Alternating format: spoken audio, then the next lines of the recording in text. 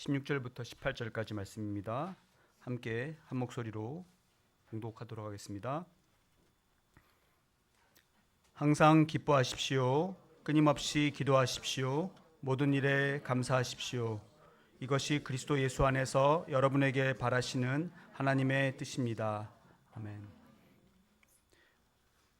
특별 연주를 들으면서 우리 한 해 동안 하나님께서 우리에게 주신 은혜와 축복에 감사하는 그런 마음을 가지게 되었습니다. 이 시간 손봉호 장로님께서 나오셔서 범사에 감사하라는 제목으로 말씀 전하실 때 큰 은혜 받으시기 바랍니다. 나오실 때 큰 박수로 환영하도록 하겠습니다.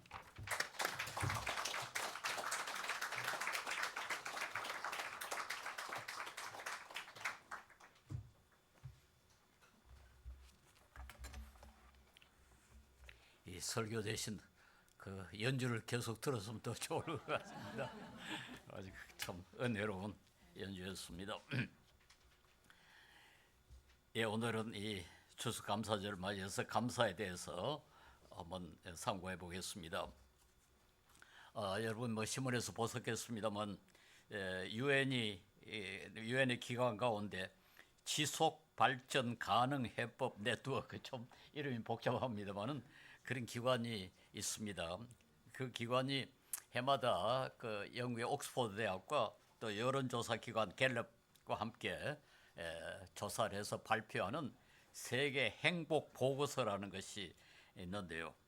2024년 즉 금년에 한국의 행복 지수가 10점 만점에 6.058로서 조사 대상 143나라 가운데 52번째로 행복한 것으로 되어 있습니다. 물론 세계에 이제 우리보다 불행한 나라가 뭐 더 많습니다만은 선진국 가운데는 한국이 제일 그 불행한 것으로 그렇게 되어 있습니다.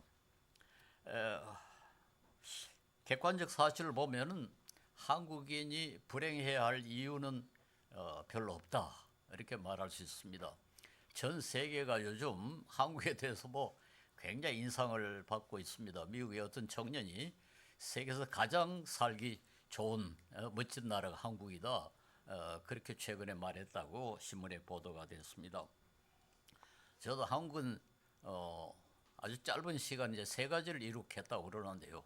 산업화, 즉 경제적인 성장, 그다음 민주화, 이 두 가지를 우리가 잘 압니다만 최근에 와서 한국의 문화가 상당히 인정을 받고 있습니다. 작년에 그 하버드 대학의 후크너라는 교수가 책을 하나 썼는데요. The Story of Us From Cave Arts to K-pop이라고 그런 책을 썼는데요. 우리들의 이야기, 동굴 예술로부터 K-pop에 이르기까지. 그래서 문화의 발전에서 한국이 거의 첨단으로 제일 앞서가는 나라로 그렇게 그분은 인정을 했습니다. 이 책이 나온 뒤인데 금년에 또 노벨 문학상까지 받아가지고 한국은 적어도 세 가지에 아주 성공한 나라다. 즉 경제, 민주화, 그리고 이 문화의 선진국이 됐다는 건 이건 참 대단히 자랑스러운 거죠. 뭐 여러분께서 혹시 읽어보시겠습니다만 김구 선생의 그 소원에 보면은 우리나라가 문화 대국이 되는 것을 자기는 가장 바란다. 참 애국자로서 독립을 원하시는 분이 그런 그 백범일지라는 책이 있죠. 거기 보면은 끝에 가서 그렇게 말씀하세요. 나는 우리나라가 문화 대국이 되는 것을 가장 소원한다, 그렇게 이야기했어요. 제가 옛날에 총장으로 있을 때 일본에 아주 그 유명한 여자 대학이 있습니다. 오사노 미즈라는 대학에 가서 그 총장과 이야기하면서 그렇게 이야기했어요. 우리 한국과 일본이 앞으로는 경제, 뭐 군사력 이런 거로 경쟁하지 말고 문화로 경쟁하자. 그랬더니 아주 뭐 그분이 얼마나 좋아하는지 몰라요. 바로 그거라고 우리가 앞으로 이걸 추구해야 된다, 그렇게 말한 것이 기억납니다만은 굉장히 자랑스럽습니다. 그런데도 우리 한국 사람이 왜 불행할까? 이건 객관적인 사실 때문이 아니라 우리의 태도, 우리의 가치관, 우리의 인식 이런 것이 결국 우리를 불행하게 만드는 게 아닌가 이렇게 말할 수가 있습니다. 우리 한국의 인구의 약 20%가 그리스도인이고 그리스도인들은 다른 사람들보다는 좀 더 행복해야 할 텐데 그리스도인이 5분의 1을 차지하고 있는 나라에서 그 행복 지수가 이렇게 낮다는 건 조금 이상한 문제다. 우리가 사실 심각하게 고려해 보아야 할 문제라 그렇게 말할 수 있습니다. 하나님은 우리가 불행하기를 원하지 않습니다. 오늘 하나님께서 우리에게 원하시는 뜻이 세 가지라고 되어 있지 않습니까? 늘 항상 기뻐하라. 그리고 끊임없이 기도하라. 모든 일에 감사하라. 이 세 가지가 하나님께서 우리에게 원하시는 뜻이라 그렇게 했거든요. 이 세 가지 물론 어느 것도 우리를 불행하게 만드는 게 없습니다. 기뻐하고 감사하는 것 그건 그 자체가 행복 아닙니까? 그리고 기도도 그렇습니다. 이 기도할 수 있다는 사실, 기도할 대상이 있다는 사실, 우리가 이 어려울 때 우리의 어려움을 고백하고 그걸 해결해 달라고 하는 그런 기도뿐만 아니라 우리가 감사할 때 감사할 대상이 있다는 것도 그게 아주 큰 복입니다. 저는 어떤 그 불신자가 저한테 이야기하는 걸 들었어요. 자기는 그리스도인들에게 하나 부러운 것이 있다. 참 좋은 일 있을 때 정말 감사할 대상이 있다는 게 그게 얼마나 멋지냐 그렇게 말하는 걸 들었어요. 사실 이것도 우리에게 큰 복이라는 사실을 알아야 됩니다. 물론 이제 하나님이 우리에게 원하시는 뜻이 뭐 세 가지뿐만은 아니겠죠. 여러 가지가 있겠죠. 그래서 오늘 본문에 보면은 이 뜻이란 단어 앞에 정관사가 붙어 있지 않습니다. 원어에 정관사가 붙어 있지 않다는 말은 뭐 그게 유일한 뜻이 아니다. 여러 하나님의 원하시는 뜻이 있겠지만 그 중에 아주 중요한 것이 늘 기뻐하고 감사하고 기도하는 거다. 그렇게 되어 있습니다. 그런데 이제 이 세 가지를 한번 생각해 보십시다. 기도는 명령하면은 뭐 할 수 있습니다. 우리 기도하라. 뭐 기도하면 되죠. 그러나 기뻐하라, 감사하라 하는 건 이건 감정입니다. 감정이기 때문에 명령한다고 되는 게 아니에요. 뭐 여러분 내가 여러분 보고 자 모두 기뻐하십시오. 그러면 막 즐거워집니까? 그렇게 되는 게 아니죠. 감사하라. 그런 데서 갑자기 그 감사하는 마음이 생겨나는 게 아니죠. 그래서 이 감정은 명령으로 되질 않습니다. 감정은 그런 감정을 일으킬 조건이랄까요? 태도랄까, 이유 이런 것이 있어야 감사가 되죠. 감사할 이유, 감사하는 태도, 감사할 의지 이런 것들이 있어야 우리가 감사할 수 있고 또 기뻐할 수 있습니다. 그리고 또 기쁨과 감사 이 두 가지 가운데 한번 생각해 봅시다. 기쁨, 감사 다 참 좋은 감정이고 우리를 행복하게 만듭니다만은 기쁨은 혼자서 즐기는 겁니다. 개인적인 문제입니다. 뭐 내 옆에 어떤 사람이 기쁘다 해서 내가 그 옆에서 같이 기뻐지는 건 아니죠. 물론 뭐 슬퍼지는 건 아닙니다만은 역시 그건 어떻게나 개인이 혼자서 즐기는 그런 감정입니다. 그런데 감사는 두 분이 적어도 둘 있어야죠. 감사하는 사람과 감사받는 사람이 있단 말이에요. 그러니까 이건 좀 고급 가치죠. 기뻐하는 거는 혼자서 즐기는 거고 감사하는 사람과 감사받는 사람이 다 즐거워해지는 그러니까 감정 가운데 가장 좋은 감정이 아닌가. 기쁨보다도 더 좋은 감정이 바로 감사다 이렇게 말할 수 있습니다. 그래서 오늘 본문에 예를 들어서 이제 기뻐하십시오, 기도하십시오, 감사하십시오. 이게 하나님 뜻입니다. 그렇게 해놓고는 여기에 그 8절에 보면 말이죠. 항상 감사하십시오 해놓고 이것이 여러분에게 하나님의 뜻입니다. 그럴 때 그 이것이란 단어가 단수로 되어 있어요. 원어에 보면 말이죠. 그래서 우리가 문자적으로 보면은 앞에 이 기뻐하는 거하고 기도하는 것 아니고 감사하는 것만 하나님의 뜻이다. 이렇게까지 해석할 수가 있습니다. 근데 그 뭐 그렇게 뭐 엄격하게 해석할 필요는 없겠지만은 그런 어쨌든 중요한 것은 우리가 감사하는 것이 하나님께서 우리에게 바라시는 아주 중요한 뜻이다. 그건 분명합니다.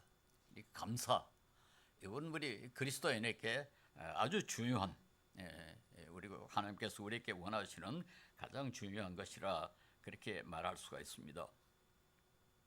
뭐 우리가 일반적으로 감사하면 건강에도 좋다고 그러지 않습니까? 제 친구 하나는 저 대학 교수하다가 뭐 나중에 은퇴한 뒤에 주역도 읽고 뭐 온갖 저 여러 가지 좀 신비로운 책들을 많이 읽는 책인데 언젠가 저한테 그래요. 아주 마음 속에서 우러나는 그런 마음으로 감사합니다. 그러면 박테리아가 수만 마리가 죽어버린대요. 우리 김진영 집사님은 동의하지 않겠지만은 박테리아가 우리가 감사한다 해가지고 죽어버리는 거 아니겠죠? 그러나 하여튼 면역력이 높아지는 건 틀림없습니다. 감사하는 사람의 면역력은 틀림없이 높아진다. 그건 아마도 의사들도 동의할 거라고 생각을 합니다. 그러나 무엇보다도 감사는 그리스도인에게 가장 적합한 감정입니다. 왜냐니까 우리 기독교만 인간은 죄인이고 인간에게는 좋은 점이 아무것도 없고 오직 하나님의 은혜로만 우리가 구원을 받고 하나님의 은혜로만 산다는 것을 가르치는 유일한 종교거든요. 다른 종교는 다 내가 선한 일을 해야 되고 내가 착해야 되고 그 도구로 구원받는다. 이게 그 다른 종교 아닙니까? 불교는 뭐 말할 것도 없고 유교도 마찬가지입니다. 모든 종교는 자기가 얼마나 올바로 살아야 되는가 그게 강조가 돼 있고 그게 구원의 조건으로 되어 있는데 기독교는 은혜의 종교라고 그러지 않습니까? 오직 은혜로 종교 개혁의 여러 가지 모토 가운데 솔라 그라치아 오직 은혜로 은혜란 건 감사의 대상일 수밖에 없죠. 그리고 우리 기독교야말로 가장 이 감사에 그 감사를 강조해야 할 그런 종교고 또 우리 기독교는 그러므로 우리의 삶의 제일 중요한 목표가 뭐냐? 구원받는 게 아닙니다. 하나님의 영광을 돌리는 겁니다. 하나님을 기쁘시게 하는 게 우리 사람의 가장 중요한 목적입니다. 그래서 웨스트민스터 신앙 고백서에 보면은 사람의 제일 되는 목적이 무엇입니까?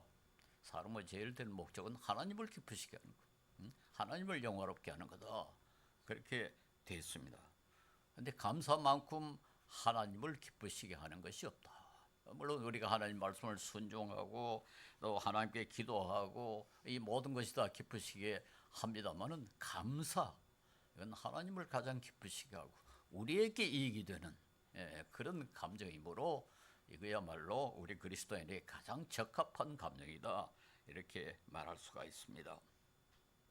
객관적으로 봐도 우리 그리스도인들은 하나님께 감사해야 할 뭐 온갖 이유가 다 있습니다. 우선 뭐 우리가 믿기로는 모든 좋은 것은 다 하나님으로부터 왔다. 고린도전서 4장 7절에 그대가 가지고 있는 것 가운데서 받아서 가지지 않는 것이 무엇이 있습니까? 우리가 가지고 있는 것 가운데 하나님으로부터 받지 않은 게 뭐가 있냐고. 모든 걸 다 하나님께서 받았다는 거 아닙니까? 왜 받지 않은 것처럼 자랑합니까? 우리에게 자랑할 것이 아무것도 없다.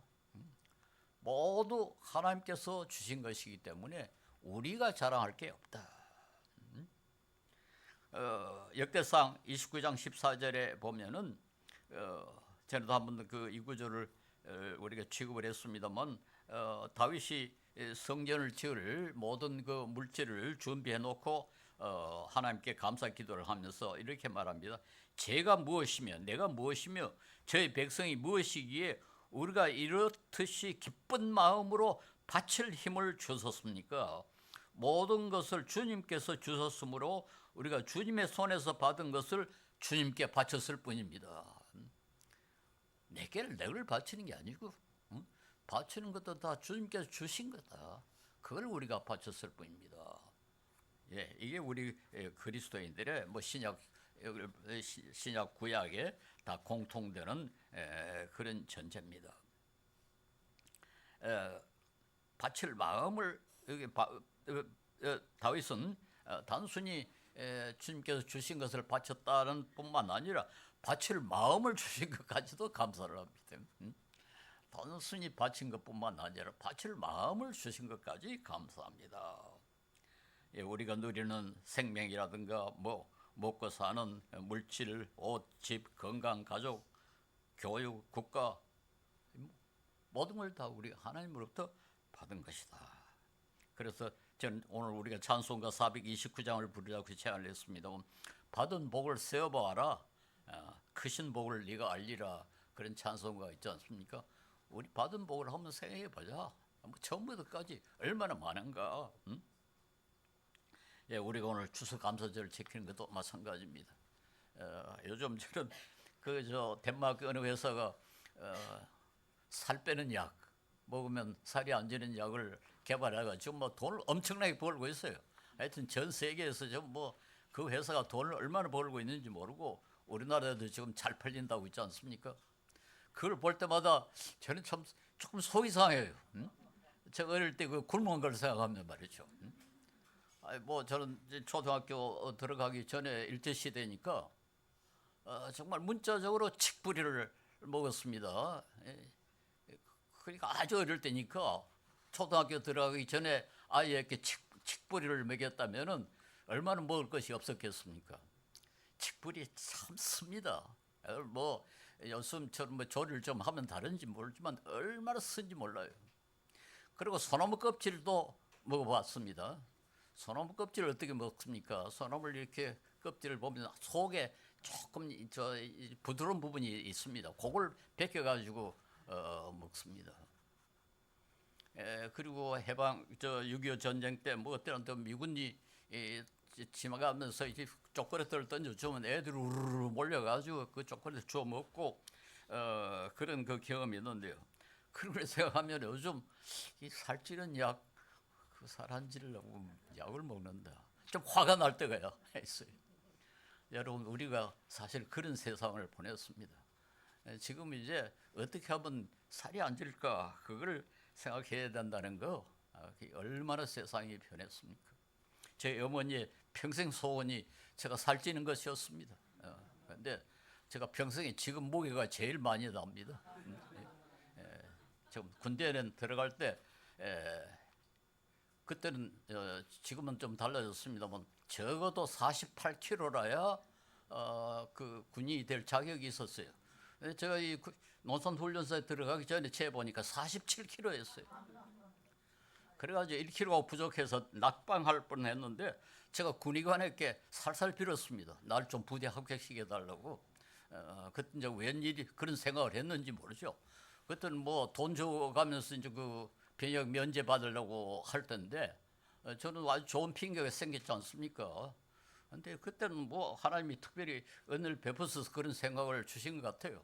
기어코 들어가야 된다. 그래가지고 1kg니까 1kg만 올려달라고 그래가지고 겨우 합격을 했습니다. 근데 뭐 들어가니까 뭐 즉시도 올라갔어요.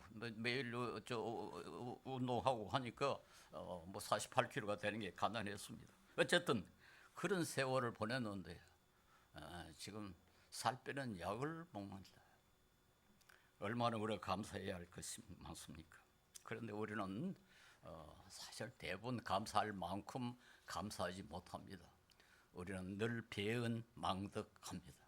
뭐 우리 저를 비롯해서 우리는 늘 배은 망덕합니다. 단순히 머리가 나쁘고 기억이 없어서가 아니라 우리가 여러 가지 잘못으로 배은 망덕하는데요. 가장 중요한 것은 역시 교만 때문이죠.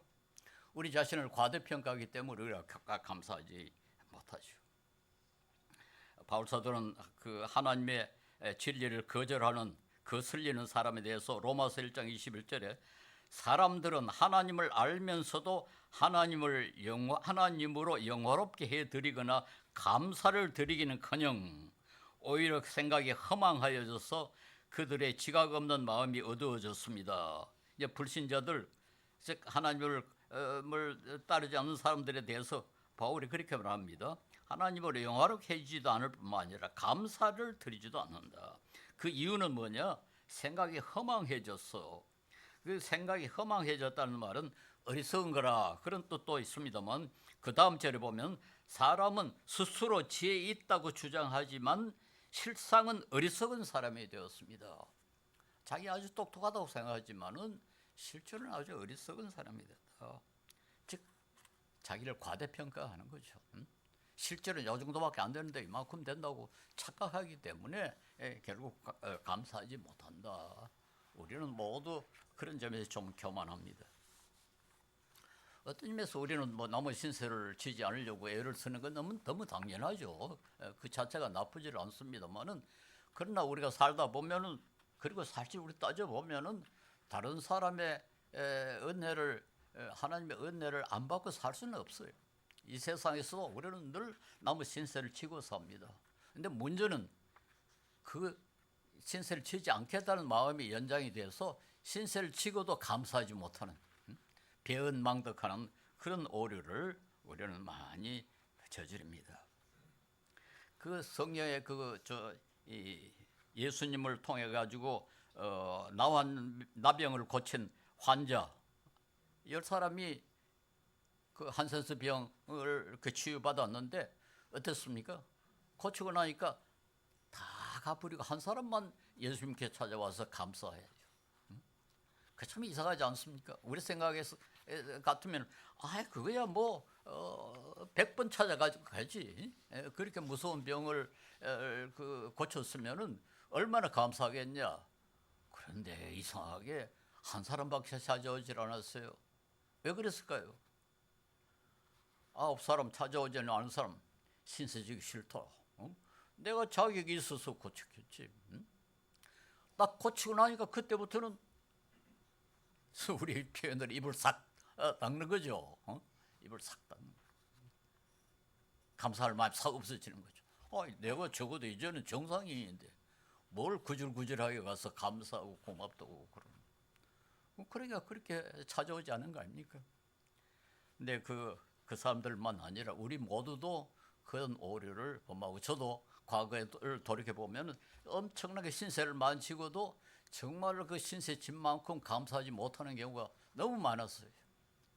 우리는 모두 어느 정도 배은망덕한다 그렇게 말할 수 있습니다. 내가 이제는 그렇게 무식하지도 않고 내가 그렇게 가난하지도 않고 사회적으로 내가 뭐 그렇게 무시당하는 사람도 아닌데 왜 내가 뭐 구질구질하게 무슨 머리를 숙이고 감사하고 뭐 그렇게 하느냐. 역시 뭐 내가 똑똑하고 내가 판단을 제대로 해서 그런 거지. 뭐 그렇게 보통 우리가 생각하지 않습니까? 그런데 이게 결과적으로 우리로 하여금 감사하지 못하게 하고 배은망덕하게 그렇게 하는 겁니다. 누가복음 18장의 11절에 나오는 그 바리새인 기도가 어떤 점에서 참 아주 전형적이죠. 18장 11절에 이렇게 되어 있습니다. 바리새파 사람은 서서 혼자로 이렇게 기도했다. 하나님 감사합니다. 감사합니다 그래요. 나는 남의 것을 빼앗는 자나 불의한 자나 간음한 자와 같이 다른 사람과 같지 않으며 더구나 이 세리와 같지 않습니다. 그러므로 감사합니다. 이게 감사일까요? 감사해야 된다니까 말은 감사하지만 자화자찬하는 거죠. 자화자찬. 이제 우리가 이 감사도 이렇게 엉터리 감사가 될 가능성이 상당히 많습니다. 그런 감사는 진정한 감사가 아니고 오히려 감사받는 사람을 더 기분 나쁘게 만드는 그런 오류가 되겠죠. 저도 가끔은 뭐 나이에 비해서 건강하다. 그야 뭐 내가 음식을 좀 제대로 먹고 뭐 스트레스 받지 않고 운동하고 내가 판단을 제대로 해서 그런 거지. 내가 그렇게 생각해요. 사람들이 모르면 나는 뭐 이렇게 운동하고 이렇게 해가지고 스트레스 받지 않고 그래가지고 내가 이렇게 건강하다. 그래놓고 생각하면 이 셀이 더 생각이 납니다. 그렇게 되는 거죠. 아, 역시 내가 판단을 잘못했구나. 말은 뭐 하나님께 감사하고 그러지만은 실제로 내가 판단을 제대로 했어. 그러다가도 그때 이제 느끼는 것이 그런 판단조차도 하나님의 은혜다. 그런 판단조차도 하나님의 은혜다. 그러니까 그런 판단을 하게 된 거 아니냐. 그렇게 결심하게 된 것도 하나님의 은혜다. 그렇게 해야 진짜 감사가 되죠. 뭐 그렇게 하면 뭐 보통 그렇게 생각하지 않게 됩니다. 역시 내가 판단을 잘해가지고 그렇다. 둘째로 우리가 받은 은혜를 너무 당연하게 생각하기 때문에 감사하지 않습니다. 모든 좋은 거, 좋은 환경, 좋은 일, 좋은 대우, 좋은 건강, 그것도 조금 계속되면 뭐 너무나 당연하다 그렇게 생각하게 됩니다. 이게 뭐 우리 인간이 가지고 있는 대부분의 약점이죠. 그 카나다 그 서부에 가면 반프라는 곳이 있는데 혹시 여러분 가운데 가보신 분이 계실지 모르겠습니다만, 예. 뭐 제가 보기에는 세계에서 가장 아름다운 곳인 것 같아요. 저도 뭐 여러 군데 가봤습니다만은 이 반프만큼 그렇게 아름다운 경치는 저는 처음 봤어요. 근데 어떤 그 돈이 좀 있는 그 젊은 부부가 거기 가보고 너무 경치가 좋다 해가지고 거기서 살기를 결심을 했답니다. 그래서 비싼 돈을 주고 아주 멋진 집을 하나 짓고 거기 살았는데 몇 달 안 가가지고 그저 뭐 그러네. 그 뭐 당연히 저 매일 아침 뜨고 보면 그걸 보니까 그 다음부터는 아이고 뭐 너무나 당연하다. 그래가지고 감사하는 마음이 싹 없어져 버렸다. 그런 그 이야기를 어디서 들은 것 같습니다. 그게 인간 아닙니까? 저도 지금 시골 출신이라서 지금 살고 있는 집 이 산 밑에 골짜기 앞에 있어가지고 처음에 집을 지었을 때는 얼마나 행복했는지 몰라요.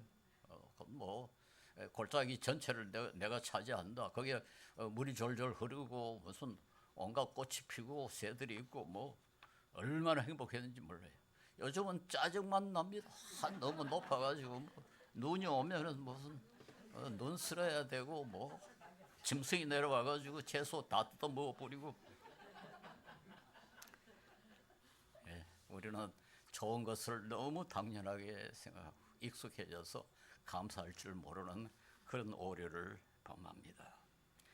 바울 사도는 디모데전서 6장 8절에 우리는 먹을 것과 입을 것이 있으면 이것으로 만족해야 할 것입니다.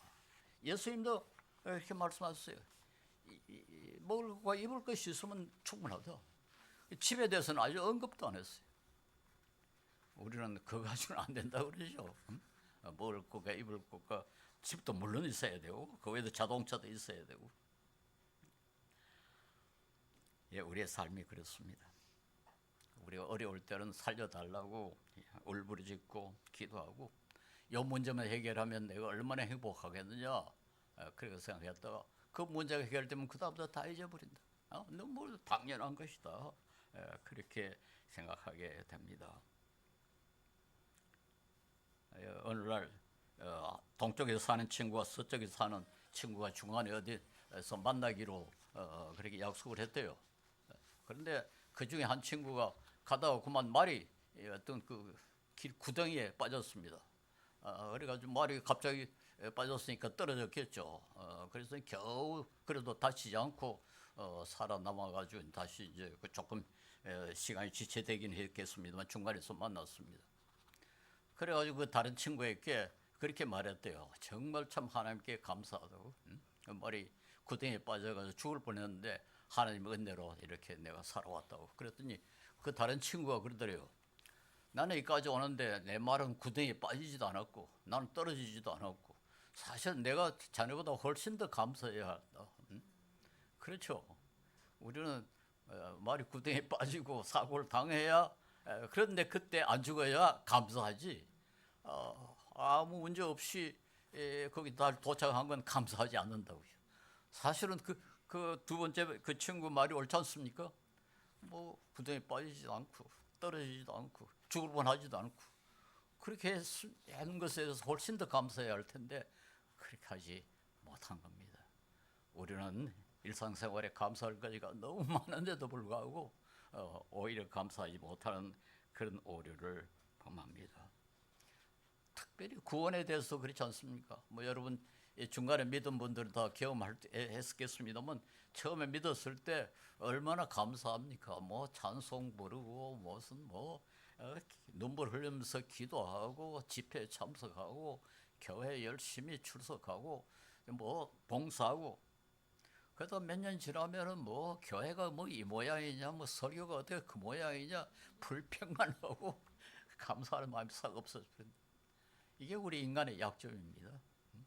제가 이런 말씀을 드리는 이유는 우리가 다 그러니까 이런 오류를 범하지 말자 그렇게 하는 겁니다. 우리의 뭐 축복도 그렇죠. 우리 일생을 돌이켜 보면 감사할 게 뭐 한두 가지겠습니까? 이까지 건강하게 지낸 거, 직장 갖고 있는 거, 가족 갖고 있는 거, 뭐 원수가 없는 거, 뭐 이런 나라에 살게 된 거, 감사할 게 얼마나 많습니까? 그런데도 우리는 그걸 너무나 당연한 것으로 생각하고 감사할 기회를 놓쳐버립니다. 그 다음에는 우리가 욕심이 너무 많기 때문에 감사하지 못한다. 우리가 바라는 게 너무 많고 특별히 우리 한국인이 이 여러 가지 좋은 조건에도 불구하고 불행한 이유는 바로 여기 있다고 생각합니다. 우리 한국인은 상당히 욕심이 많아요. 그리고 야심이 강합니다. 제가 네덜란드에 가서 그 처음에 어떤 집에 말하는 요즘은 자취죠. 그 노동자들이 살고 있는 지역에 가서 그게 그 방을 얻어가지고 이제 캐나다 친구하고 같이 지나는데요. 그 집 아들이 한 16살 먹은 아들인데 이 녀석이 얼마나 머리가 좋은지요. 뭐 영어를 내가 다니던 대학의 교수보다 영어를 더 잘했습니다. 그런데 이 친구가 정식 대학에 들어갈 수 있는 소위 김나지움이라는 그런 고등학교가 아니고 상업 학교에 거기에 다녀요. 그래가지고 한번 물어봤어요. 왜 너 대학에 가는 김나지움에 안 가고 상업 학교에 다니냐 그랬더니 대학? 깜짝 놀라는 거예요. 대학? 그 지역의 청년들은요 대학이라고 생각도 못합니다. 자기들은 대학하고는 관계없다. 자기들은 상업학교, 공업학교 졸업해가지고 그것에 직장 얻으면. 그래 그 친구는 뭐 대학생들 전혀 부러워할 생각을 안 해요. 근데 우리 한국하고는 너무 다르지 않습니까? 그게 우리 한국인을 좀 불행하게 만들고 그 나라 사람들을 행복하게 만드는 것 같아요. 뭐 그 청년은 전혀 뭐 자기는 대학에 간다고 생각도 안 해요. 놀랐습니다. 예. 아니 우리가 뭐 사실 이렇게 욕심도 좀 많고 야심도 강하고 좀 더 높은 데 더 많이 성취하고 이것이 우리나라를 이만큼 발전시켰는데 공헌한 건 사실입니다. 우리 한국인은 누구든지 최고를 추구하죠. 모두가 다 1등 하려고 그러고 모두가 다 제일 좋은 대학에 가려고 그러고 모두가 다 잘 성공하려고 그 덕으로 우리 사회가 이렇게 아주 역동적이 되고 이렇게 빨리 발전한 게 사실입니다. 그런데 그게 동시에 사람들을 불행하게 만들어요. 자기가 목표했던 것이 너무 높으니까 모두가 다 그 목표를 다 달성할 수는 없지 않습니까? 그러니까 불행한 거죠. 그래서 우리가 여기 어떤 중간에 지점을 하나 설정해야 되지 않겠습니까? 나는 이 정도로만 만족하겠다. 그렇게 할 수 있어야 되고 노력을 다 해가지고 도달한 만큼 그때는 감사할 수 있어야지 자꾸 높은 데만 쳐다보면은 항상 불행할 수밖에 없지 않겠습니까? 네, 저는 참 여러 가지 역경에도 불구하고 감사하는 사람, 그런 사람 좀 극단적인 경우입니다만은 그런 사람들에게 많은 감동을 받습니다. 혹시 뭐 여러분 다 들어보셨을지 모르지만 송명희 시인, 내성마비로 저도 한번 만나봤습니다만 몸도 뭐 제대로 움직이지 못할 뿐만 아니라 말도 제대로 못하는 말하는 자유도 능력도 방해를 받는 그런 시인인데요. 그가 쓴 시가 여러분 혹시 나 오늘 띄었는지 모르겠습니다. 예, 내 가진 재물 없으나 나 남이 가진 지식 없으나 나 남에게는 건강 있지 않으나 그러나 나 남이 없는 것 있으니 이런 재물, 지식, 건강 그런 거 없지만은 다른 사람이 갖지 않은 것 갖고 있다. 남이 못 본 것 보았고 하나님에 대한 거죠. 남이 듣지 못한 음성 들었고 남이 받지 못한 사랑 받았고 나 남이 모르는 것 깨달았네. 공평하신 하나님. 공평하신 하나님이란 말이 너무 인상적이에요. 공평하신 하나님. 공평하다고 생각이 되겠어요? 내성마비로 몸도 못 움직이고 말도 제대로 자유롭게 못하는 사람이 공평하신 하나님. 저는 이 구절이 너무나 참 가슴에 와닿았습니다. 공평하신 하나님이 나 남이 가진 것 없지만은 공평하신 하나님이 나 남이 없는 걸 갖게 하셨네. 이러니까 감사하는 삶을 살 수 있는 거죠. 너무나 참 감동적인 그런 말씀입니다. 우리 성경 주석가 가운데 매튜 헨리라는 아주 유명한 분이 계십니다. 예전에 제가 여기 그러니까 17세기 분이죠. 그분이 강도를 만났는데 강도를 만난 다음 그날 일기에 이렇게 썼답니다.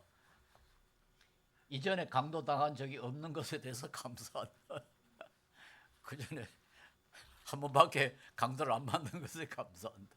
참 기가 차는 주장이. 목숨을 가져가지 않고 지갑만 가져간 것을 감사한다. 그 강도 목숨 빼앗길 수 있죠. 내게 있는 모든 것을 가져갔지만은 얼마 되지 않은 것에 대해서 감사한다.